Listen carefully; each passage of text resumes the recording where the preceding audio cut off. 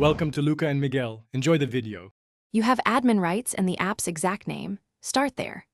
Open Task Manager or Activity Monitor and kill any processes tied to the invisible app, because active processes block removal.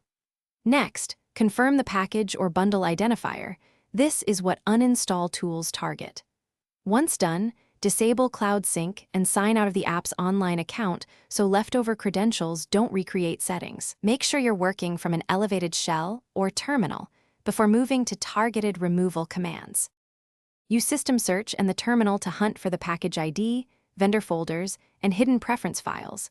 Hidden files often hide the uninstall hook.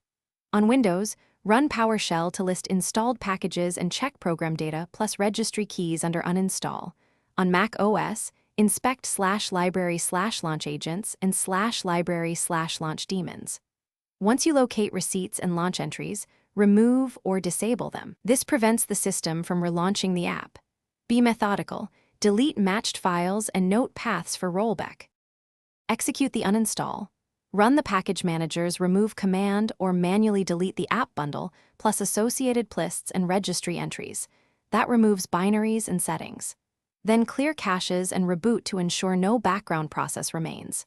After restart, verify by searching for the package ID and checking Task Manager or Activity Monitor.